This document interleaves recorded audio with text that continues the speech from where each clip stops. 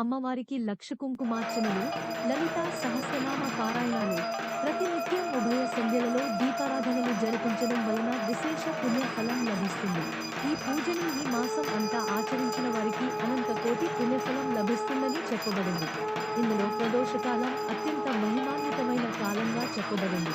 ప్రదోషకాలంలో విశేషంగా పూజలు జరుపుతూ ఉంటారు. భక్తులంతా నిత్యం భోళాశంకరుని నామాన్ని స్మరిస్తూ ఉంటారు.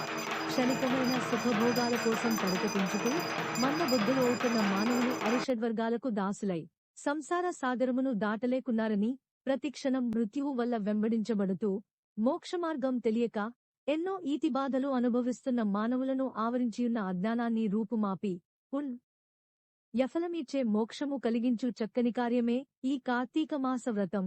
దీనిని ఆచరించటం వల్ల సకల పాపాలు హరింపబడి మరు జన్మలేక పరంధామము పొందగలరని చెప్పబడినది.